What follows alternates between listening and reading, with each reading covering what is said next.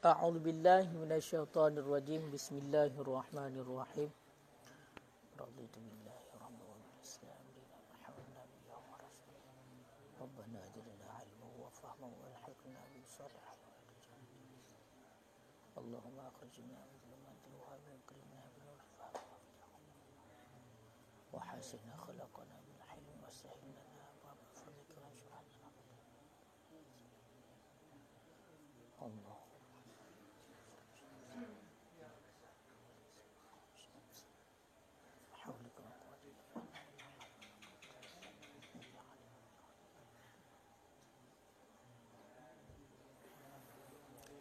Allahumma inna nasta'unuka fa'lam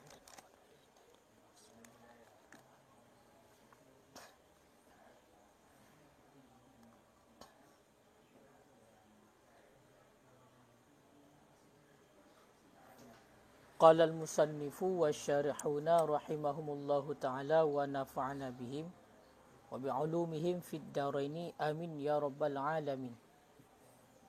Wadh-dhukuratu fala yasihu adzanul mar'ati wal khunsal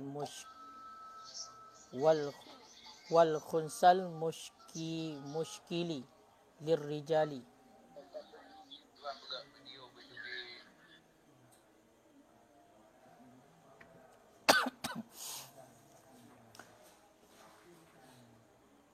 Ka imamatihima lahum wa sabaqa azanuhuma li nafsihima walin nisa'i wa yukrahu lil muhdisi hadasan asghari li hadisi Tirmizi la yu'adzinu illa mutawaddi'un walil junubu asyaddu kirahatin li ghardil janabati wal iqamatu aghladun minal azani fil hadisi wal janabatu li qurbiha minas salah ilah.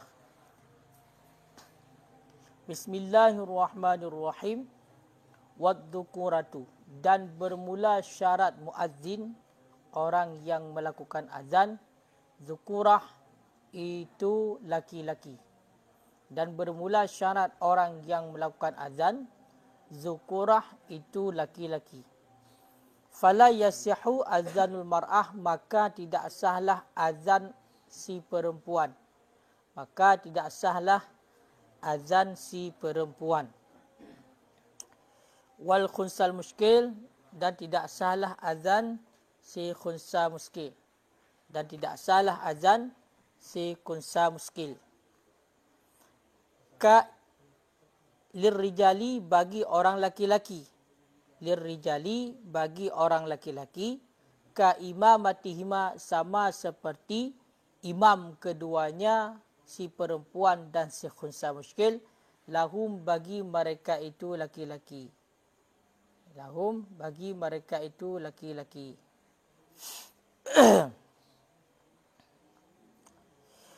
Wasabaqa azanuhuma li nafsihima, dan telah terdahululah azan keduanya, si perempuan dan si khunsa muskil. Li nafsihima, bagi keduanya, si perempuan dan si khunsa muskil. Wal nisa'i, dan bagi si perempuan. Jadi syarat si muadzin, syarat orang yang azan yang pertama adalah Islam. Maka orang kafir tidak sah azannya. Kemudian syarat orang yang azan iaitu tamyiz. Makna tamyiz iaitu dapat membedakan. Maka tidak sahlah orang yang melakukan azan itu belum tamyiz, belum dapat membedakan. Seperti si sabi, anak kecil, itulah si majnun, orang gila. Si sukran, itulah orang yang mabuk. Kenapa tidak sah bagi orang yang belum dapat membedakan? Karena azan itu ibadah, sedangkan mereka itu bukan bahagian daripada ahli ibadah. Jadi tidak sah azan bagi orang yang tidak tamyiz, tidak dapat membedakan. Kemudian wadzukurah, syarat orang yang melakukan azan, syarat si muazzin adalah dzukurah. Dzukurah adalah laki-laki. Makna dzukurah laki-laki. Jadi orang yang melakukan azan, maka dia itu berjenis kelamin laki-laki. Dzukurah iaitu orang yang sempurna kelakiannya, makna dzukurah. Jadi bukan kadang-kadang ada orang yang tenaganya seperti laki-laki tapi dia perempuan. Maka tidak boleh.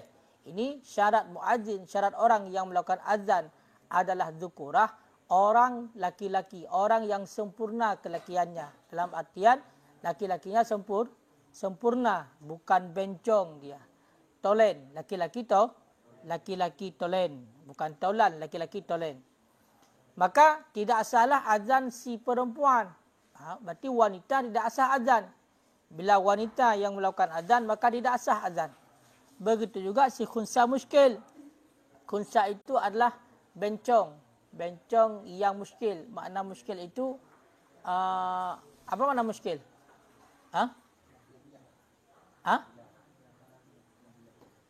Yang tidak ada kejelasan apa dia itu berjenis kelamin laki-laki ataupun perempuan. Yang intinya dia punya dua alat kelamin. Maka azan si perempuan dan si khunsa muskil itu tidak sah bagi orang laki-laki. Seandainya si perempuan, dia itu mengazan untuk orang laki-laki. Untuk memberitahu orang laki-laki kepada masuknya waktu salat. Maka tidak sah azannya. Begitu juga si khunsa muskil. Si khunsa muskil, dia itu mengazan untuk laki-laki tidak sah. Sama seperti imam keduanya. Wanita menjadi imam bagi laki-laki. Laki-laki makmum. Itu tidak sah. Sama seperti menjadi imam. Jadi si wanita menjadi imam bagi si laki-laki, itu tidak sah imamnya. Begitu juga si khunsa muskil menjadi imam bagi si laki-laki. Si khunsa muskil menjadi imam bagi si laki-laki, maka tidak sah. Maka tidak sah. Jadi intinya yang disyaratkan orang yang melakukan azan itu mesti dzukurah, mesti orang yang sempurna kelakiannya, walau min nahwi amrat. Walaupun daripada seumpama amrat, laki-laki itu daripada seumpama amrat. Amrat adalah anak-anak yang dia itu sudah tamid, tapi dia itu sangat cantik. Sangat cantik. Padahal dia jenis kelaminnya laki-laki, tapi dia itu cantik. Dia belum punya bulu, ya kan? Belum punya jenggot, belum punya kumis. Ketika kita melihatnya, kita itu suka itu amrat. Amrat. Maka kalau kita menyentuh amrat, walaupun dia laki-laki, terhadap kita yang laki-laki menyentuh amrat, si amrat, maka sunnah untuk berwudu. Sunnah untuk berwudu. Jadi intinya walaupun daripada seumpama amrat. Wa in haruma sima'uhu, sekalipun haramlah dengarnya si amrat, liman khasyiya minhu fitnah, bagi siman yang dikhawatirkan daripada nyaman akan fitnah. Jadi mendengar suara wanita dan dikhawatirkan kepada terjadi fitnah, haram hukumnya. Kenapa? Walaupun suara wanita itu bukan aurat pada dasarnya. As-sautul mar'ati laisa bi'aurah. Suara wanita itu bukan aurat. Akan tetapi bila mendengar suara wanita dapat membawa kepada fitnah ataupun menimbulkan syahwat, maka dia itu hukumnya haram. Amrat haram. Suara amrat haram juga didengarkan. Ini long mele gede. Jadi wanita haram mendengarkan suaranya bila dapat membangkitkan kepada syahwat ataupun dikhawatirkan terjadi fitnah. Begitu juga suara si amrat. Si amrat itu laki-laki. Laki-laki. Jadi suara si amrat haram didengarkan seandainya dikhawatirkan menimbulkan fitnah. Maka bila dikhawatirkan menimbulkan fitnah, suara si amrat pun maka haram untuk didengarkan.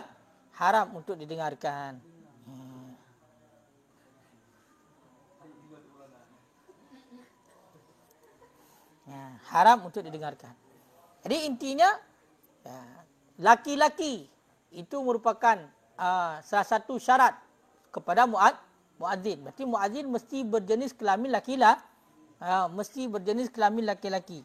Maka azan si perempuan untuk laki-laki tidak sah. Azan si perempuan untuk laki-laki tidak sah. Azan si khunsa muskil untuk laki-laki juga tidak sah.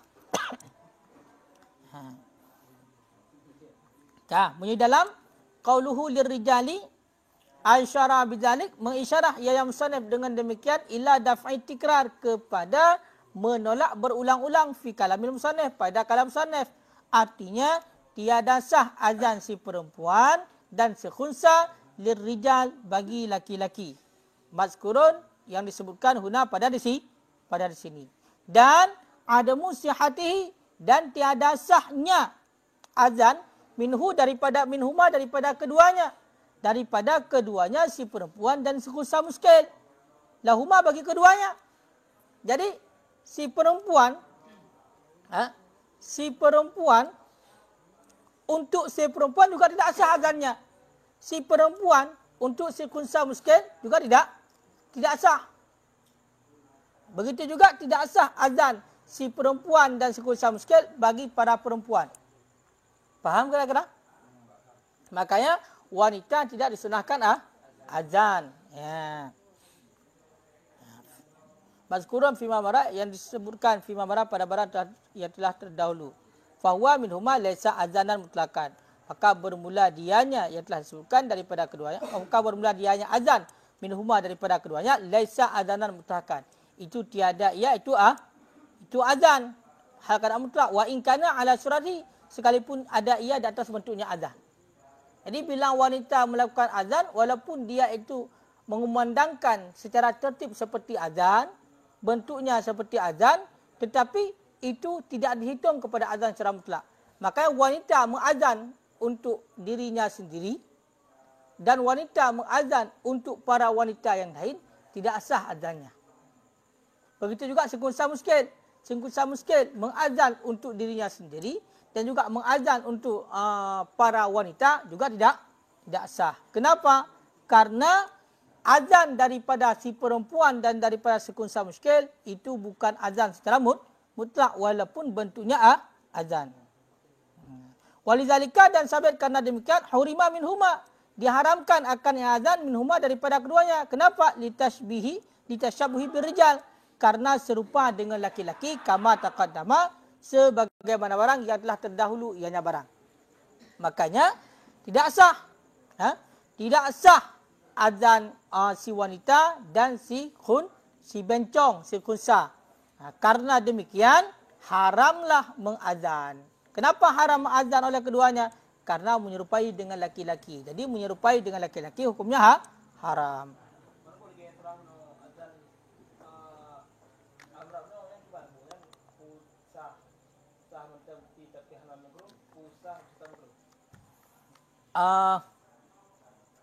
Berarti menyatakan ini karena untuk keabsahan, karena itu menjadi syarat zukurah, maka sah. Tapi bila dikhawatirkan terjadi fitnah, haram. Berarti haramnya aridi. Khawatir fitnah. Berarti kalau tidak dikhawatir fitnah, mungkin paling tidak makruh. Karena tidak sunnah dilakukan azan oleh amrat. Kenapa? Karena ada awaridnya yang akan ditemukan oleh amrat. Jadi sebagai ketentuan syarat, itulah untuk terlepas tuntutan kesunahan, maka diazan oleh amrat, maka terlepas, sah. Tetapi bila dikhawatirkan fitnah, itu bukan pengaruh kepada azannya, tapi haram mendengarkan suaranya. Jadi haram mendengarkan suaranya ini adalah awaridnya. Tidak mesti kepada azan saja. Tidak mesti kepada azan saja. Berarti kepada hal yang juga.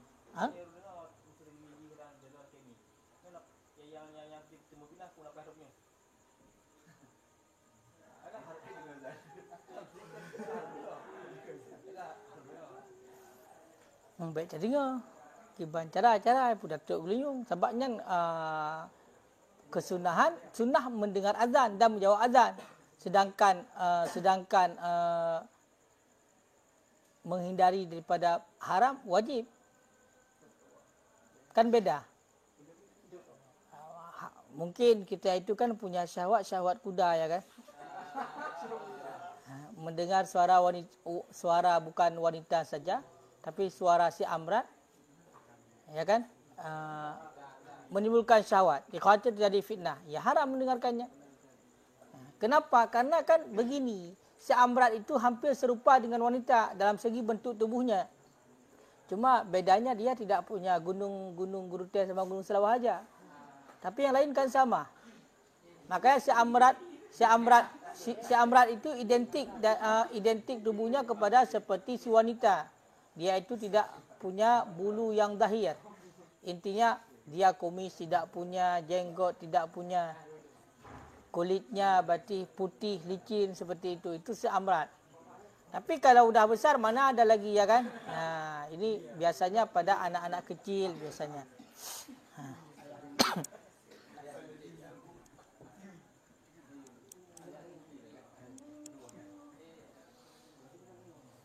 Dan kah? Falaisat taqid, maka dia adalah mengkaitkan dengan rijal li ajli sihah min umma li ghairihim kama asyara ilahi syarih khilafan lima fahamahu ba'duhum. Intinya kembali kepada dasar syarat orang yang melakukan azan dia itu mesti sempurna kelakiannya. Makna sempurna kelakiannya dia mesti laki-laki. Bukan maknanya batangnya mesti hidup, bukan. Walaupun nanti dia itu impoten, batangnya tidak bisa hidup, walaupun sudah dia apa-apain juga tidak bisa hidup, itu laki-laki, sah azannya. Ini maksud sempurna kelakiannya bukan masa tangguhnya, tapi memang dia tolen berjenis kelamin laki-laki, bukan bencong. Bukan bencong. Faham kira-kira? Faham. Jadi hukum ini tidak sah azan si perempuan dan si khunsa itu kias kepada imam keduanya. Mereka menjadi imam.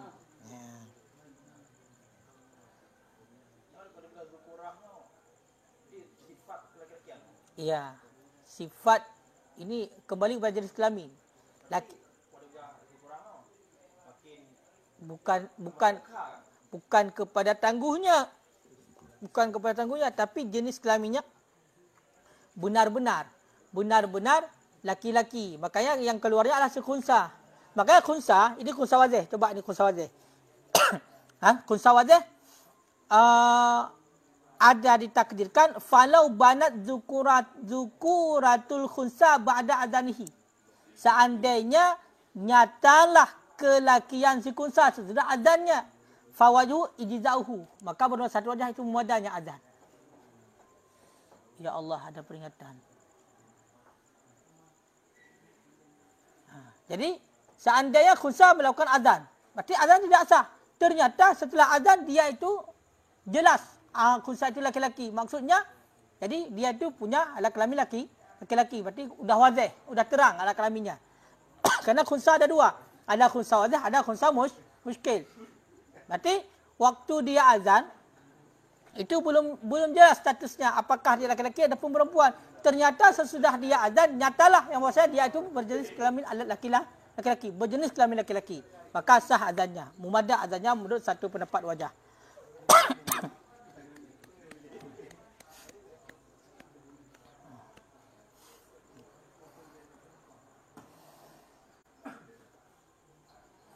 Sebagai tambahan, wa yustahabu ayyakunal muadzinu hurran balighan. Disunahkan bahawa adalah muadzin itu orang yang merdeka. Berarti jangan budak. Tidak boleh budak. Mana tidak boleh di sini adalah makruh. Berarti yang disunahkan status muadzin itu adalah hurran, orang yang merdeka, balighan dan juga yang baligh. Makanya si sabi, anak kecil yang sudah memayit ataupun anak kecil yang murahid tadi sah azannya. Tapi sunnah yang azan itu adalah orang yang sudah baligh. Jadi yang tidak sah itu adalah anak kecil yang belum memayit. Yang belum tamyiz. Makna belum tamyiz adalah belum bisa makan sendiri. Belum bisa minum sendiri. Belum bisa istinja. Makna istinja adalah kencing dan berak sendiri. Intinya bisa membersihkan sendiri. Walaupun dia itu tidak tahu mengenai tentang perihal suci dan najisnya. Jadi itu sunnah. Kenapa demikian? Karena ada hadis riwayat Baihaqi. Anna Umar, sesungguhnya Umar qala di Qais bin Abi Hazim At-Tabi'i. Dalil. Man mu'adzinukum? siapa yang muazzin kamu? Qala mawalina mawalina wa abiduna. Itulah anak-anak kami dan hamba-hamba kami. Faqala inna zalika linaqsil kabir. Sesungguhnya demikian itu bagi kekurangan yang besar. Makanya karena yang azan adalah mawaliyah, itulah anak-anak dan hamba, maka dijawab. Dia inna zalika linaqsil kabir. Sesungguhnya demikian itu sungguh kekurangan yang besar. Intinya sunnah orang yang melakukan azan, dia itu adalah orang yang sudah balik dan merdeka. Wa yasu adzanul ama, azan orang buta juga sah. Orang buta sah azannya. Lakin yukrah, akan tapi makruh. Iza lam yakun ma'ahu basir. Apabila tidak adalah bersertanya orang buta itu basir. Itu orang yang melihat. Itu makruh. Makanya kalau ada orang buta yang melakukan azan, kita harus malu. Harus kita yang orang yang punya indera penglihatan yang mengazan. Walaupun sah, tetapi hukumnya makruh. Faham kira-kira? Jadi sewaktu dikatakan azan si perempuan bagi si laki-laki itu hukumnya haram dan tidak sah azan, itu melengkapi kepada mahram. Misalnya seorang ibu mengazankan untuk anaknya, sah tidak? Seorang kakak mengazan untuk adiknya yang laki-laki, sah tidak? Tidak.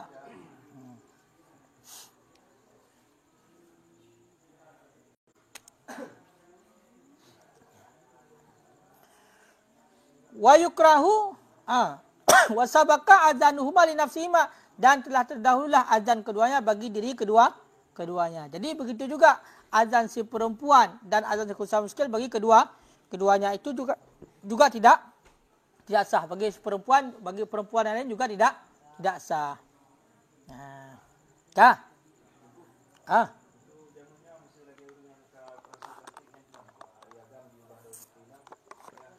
Kehidupan pada zaman sekarang yang sudah merubahkan dirinya dari status laki-laki menjadi perempuan dengan cara operasi.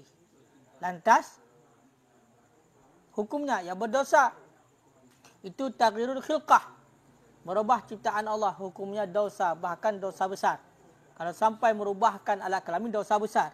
Dia berperilaku saja seperti misalnya si laki-laki berperilaku seperti perempuan, itu dosa besar. Apalagi memang dia itu merubah bentuk tubuhnya yang dijadikan Allah kepada status kelamin laki-laki, dia ubah menjadi status perempuan, maka lebih-lebih dosa besar lagi. Lalu hukumnya bagaimana? Hukumnya tetap status aslinya. Hukum status asli. Maka itu bahagian daripada orang mal'unun yang dilaknat oleh Allah. Sampai kapanpun dilaknat. Selama dia itu masih seperti itu dilaknat. Kecuali dia itu sudah benar-benar taubat nasuha, baru diampunkan dosanya. Makanya jangan coba-coba. Kita hanya diberi untuk mempercantikkan diri saja. Itu pun khusus untuk diri kita sendiri dan untuk pasangan, untuk orang yang halal bagi kita intinya. Ya kan Tunku Alwi. Makanya bagi wanita sampai mempercantikkan diri untuk orang yang bukan mahramnya dan bukan orang yang halal baginya untuk suami, maka hukumnya haram. Apa hukumnya pakai behel? Haram bila ingin yang pertama untuk menampakkan kepada orang lain. Tapi bila itu permintaan daripada suami, karena kebetulan gigi kita itu waktu makan misalnya duluan gigi ke piring, duluan gigi yang kena, waktu minum duluan gigi yang kena gelas, bukan airnya yang masuk. Jadi suami memerintahkan untuk pakai behel biar giginya masuk ke dalam lagi, maka boleh untuk menyenangkan suami. Begitu juga rebonding. Rebonding mutlak haram bila seandainya dipakai obat yang obatnya itu dapat menembalkan rambut yang sehingga tidak sampai air lagi kepada asal rambut. Itu haram mutlak bagi siapa saja.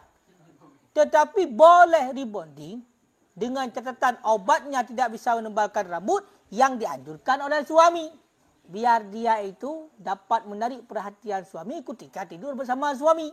Biar suami enggak suka kepada orang lain ataupun suami isteri isteri orang, anak orang.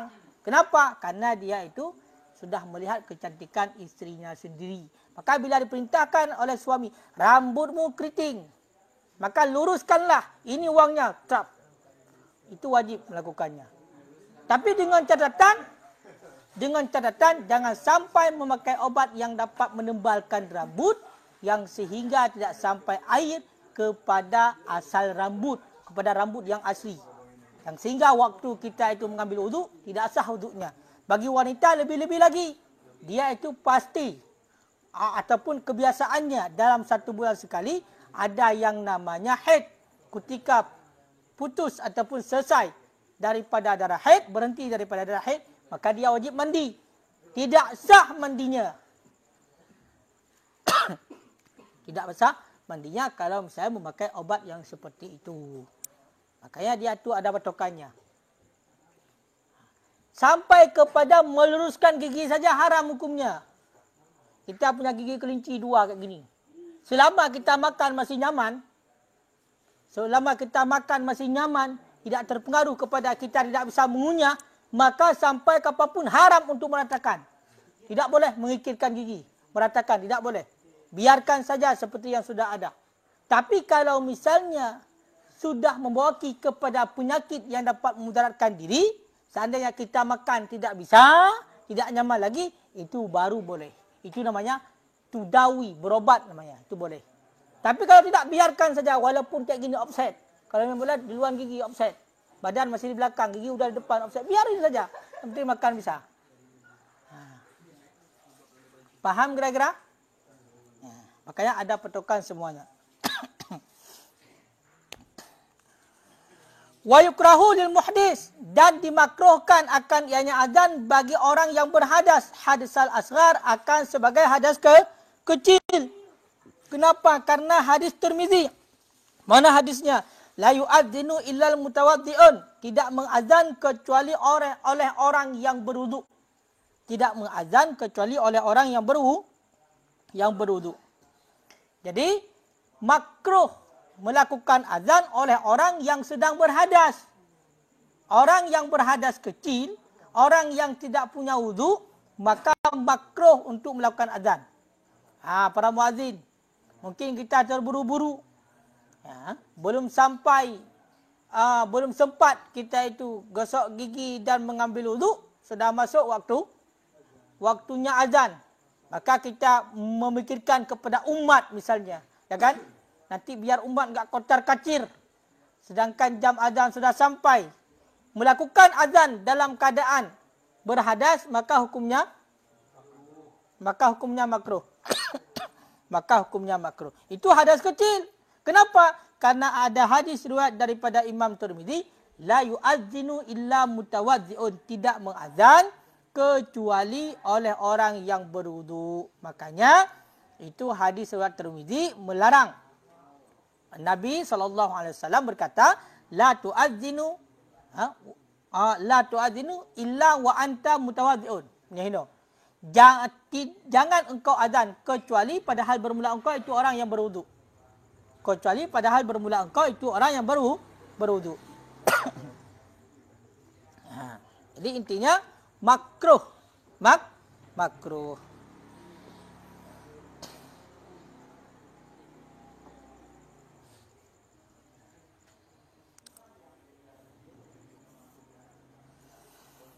Maksud makruh di sini, kenapa? Kenapa makruh? Makanya wa yukrahu lil muhdits, dimakruhkan akan adzan li shalah. Jadi adzan untuk salat yang dimakruhkan bagi orang yang berhadas. Dimakruhkan akan adzan bagi salat daripada orang yang berhadas yang tiada mentayammum dan ketiadaan fakir 2 alat suci. Jadi azan untuk salat itu yang dimakruh. Walau li nafsih, walau bagi dirinya. Jadi azan untuk diri sendiri. Jadi ketika dia mau melakukan salat, dia melakukan azan. Tapi belum mengambil wudu, itu tetap hukumnya makruh. Wa fi istisna mutayammim nadrun. Dan pada mengistisnakan, mengecualikan orang yang tayammum itu nadar. Yanahu ghairu muhdis. Karena sebenarnya itu tidak berhadap pada amal. Jadi pada orang yang tayammum itu ada nadar, ada tinjauan. Fala yukrahu li ghairi salah, maka tidak dimakruhkan akan azan bagi selain salat. Jadi orang yang berhadas kecil tidak makruh untuk azan, bukan untuk salat. Mana contohnya? Kanahil maulud, seperti seumpama si maulud. Azan ketika lahir anak. Azan pada telinga si maulud. Pada telinga si anak yang baru lahir. Itu tidak makruh. Maka seandainya ibu, apa namanya tu? Ibu bidan. Ibu bidan apa namanya? Juraidah. Pokoknya ibu bidan ya. Begitu ibu bidan itu panggil, kita sedang jalan kaki, sedang bawa motor, tunggu. Ini ada anak bayi lahir, azan dulu, langsung azan. Walaupun tidak ada wudu, tidak makruh. Kenapa? Karena itu bukan azan untuk salat, tapi azan untuk anak yang lahir.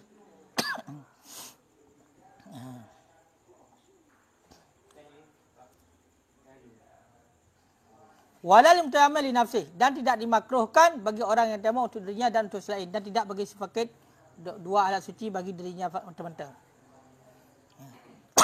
Jadi kalau orang yang tayammum tidak makruh azan untuk dirinya dan untuk orang lain. Dan begitu juga tidak makruh bagi orang yang fakir dua alat suci. Di tanah tidak ada, air juga tidak ada. Adapun tidak bisa pakai air, tidak bisa pakai tanah. Jadi tidak makruh untuk dirinya saja. Wa yukrahu adzanul ilam, dan dimakruhkan akan adzan memberitahu. Dari siapa makruh? Minal fasik, daripada fasik. Ingat. Orang yang fasik makruh adzan. Maka yang melakukan adzan di dayah ini adalah pilihan. Pilihan. Makanya inilah surah abu kita almarhum. Kenapa orang di Darul Mu'arif ini tidak boleh yang jadi muadzin orang yang merokok? Karena menurut Abu, merokok itu haram. Menurut Abu sudah memegang pendapat haram. Menurut Abu. Walaupun pendapat rokok itu banyak. Tapi Abu berpegang teguh pada haram. Sehingga pada muridnya semuanya diharamkan. Walaupun ada juga yang merokok, itu tanggungjawab sendiri. Tapi Abu, setidaknya di tempat Abu jangan merokok. Itu paling tidak. Masalah di luar, itu kembali kepada pribadi masing-masing. Kenapa? Karena itu bahagian daripada menghargai tempat. Bahkan Syekh Ali Baharbi kemarin mengatakan, salah satu syarat ta'allum wa ta'lim adalah adabul makan. Beradab dengan tempat. Ya bukan. Beradab dengan tempat, beradab dengan ilmu, beradab dengan guru. 3 syarat untuk ilmu. Makanya Abu berpegang teguh kepada haram. Di mana pegangan Abu? Ini makruh. Makruh, ini sini bukan haram. Makruh azan adalah orang. Makruh azan untuk memberitahu adalah daripada sifat makruh. Jadi Abu memfokuskan, makanya orang yang melakukan seperti itu tidak diberi amanah untuk melakukan azan hidayah. Kenapa? Karena menurut Abu, orang yang merokok fasik menurut Abu. Menurut Abu waktu itu. Makanya setiap wali yang mau menikahkan anaknya, ketika tahu beliau itu merokok, maka ditaubatkan dulu secara majlis. Begitu juga saksi, Abu tidak mau ada saksi yang merokok. Kalau seandainya diminta untuk dinikahkan oleh Abu, maka saksinya tidak boleh yang merokok. Kalau ada yang merokok, Abu tidak mau menikahkannya, tidak mau bertanggungjawab. Ini perkataan Abu dia. Walaupun kembali lagi masalah hukum rokok kepada pribadi kita, ada yang makruh melihat kepada tidak ada manfaatnya, ada yang mendekatkan haram melihat kepada kemudaratannya, ada yang mendekatkan sunnah melihat ada manfaatnya, ada yang mendekatkan wajib kalau tidak ada obat lain memang itu obatnya kata doktor. Baru sembuh ini penyakit, merokok surya 1 bungkus, maka itu merokok. Makanya kembali kepada diri kita masing-masing. Paham tidak? Di sini tidak memfonis. Saya hanya memfonis putar. Tapi intinya lagian. Makanya orang fasik makruh untuk melakukan azan. Begitu juga si a'ma, orang buta. Orang buta juga makruh. Si sabi yang memayit, anak kecil yang sudah memayit, itu juga makruh. Wa yahsulu bi azanihim, dan hasil dengan sebab azan mereka itu talbu syiar. Oleh tuntutan syiar. Dan hasil dengan azan sabi oleh fardu kifayah. Idza qulna bihi. Apabila kita berpendapat dengan yang fardu kifayah, sama seperti salat jenazah. Jadi kalau diazan oleh si fasik, si buta dan anak kecil yang sudah memayit, maka dengan sebab azan mereka itu tuntutan syiar sudah selesai, sudah hasil. Begitu juga dengan azan sabi, iaitu terlepas fardu kifayah. Terlepas fardu kifayah seandainya kita berpegang pada pendapat hukum azan itu fardu kifayah. Sama seperti salat jenazah. Maka si sabi yang memayit melakukan salat jenazah, maka terlepas untuk semuanya. Faham tidak? Faham.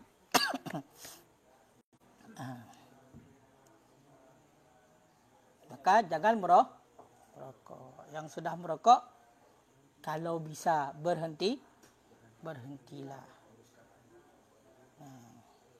Dengan perlahan-lahan. Tapi kalau dihitung-hitung, merokok itu dapat bermanfaat, silakan.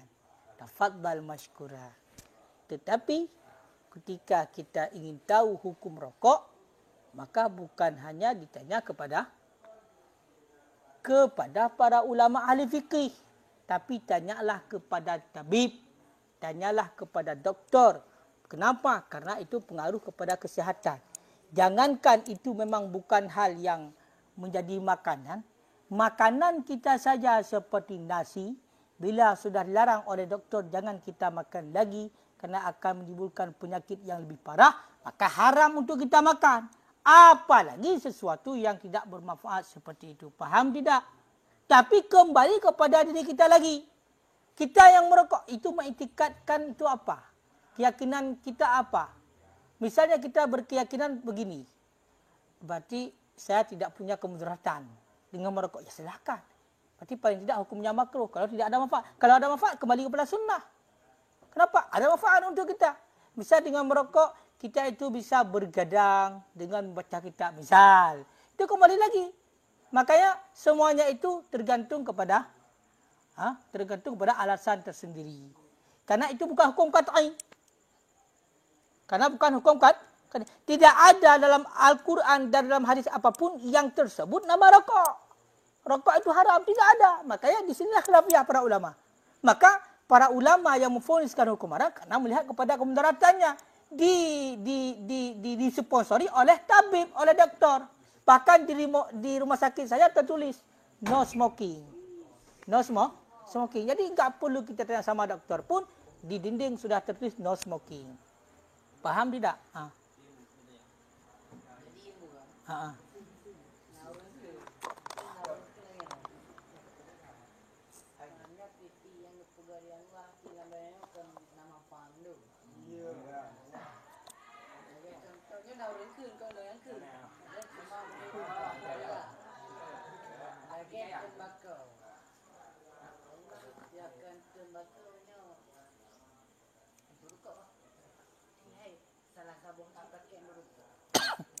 Lalu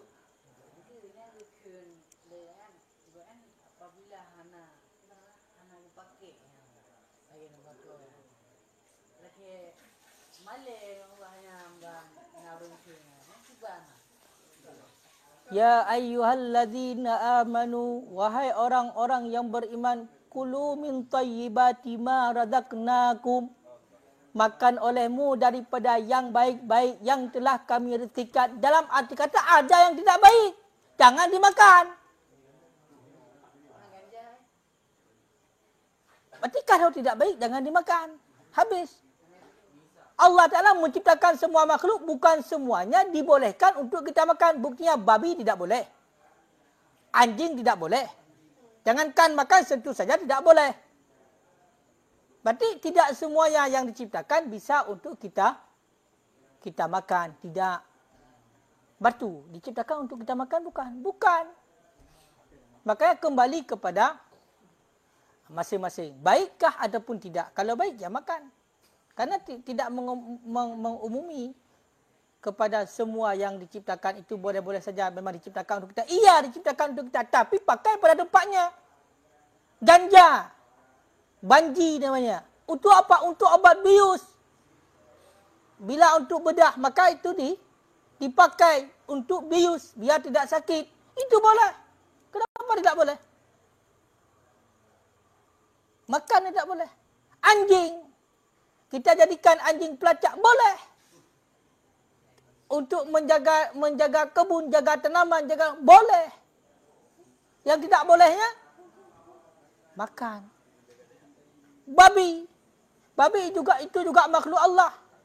Tapi haram kita makan. Bahkan sunnah kita membunuhnya. Kenapa? Karena babi itu tidak ada unsur kemanfaatan bagi kita. Tapi kalau ada unsur kemanfaatan bagi kita, ya boleh seperti anjing. Anjing ada manfaat misalnya.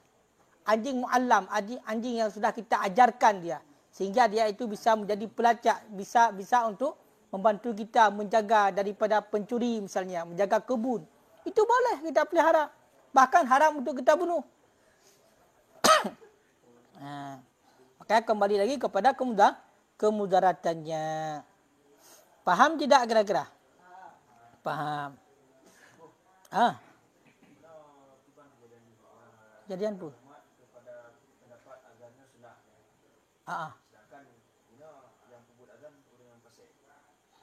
Makruh. Tapi intinya ada hal lagi wilayah. Kalau mengenai tentang masalah wilayah sudah diberi wewenang, maka tidak memandang lagi kepada fasik dengan tidaknya. Makanya ada qadhi yang sudah diberi mandat, diberi wilayah, walaupun dia fasik, dia bisa menikahkan orang. Kenapa? Karena dia menikahkan bukan dengan kekuatan diri sendiri, tapi kekuatan wilayahnya. Maka di saat kita di sini sudah diberi mandat, sudah diberi kepercayaan oleh daya, maka tidak ada lagi kepada pengaruh kepada kembali kepada diri masing-masing. Tapi itu azan yang kita lakukan adalah atas nama wilayah, diberi wewenang. Okay.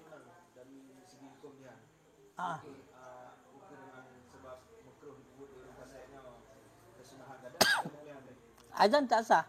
Apa? Sah. Cuma makruh. Seandainya pun itu masih ada orang yang adil. Terlepas.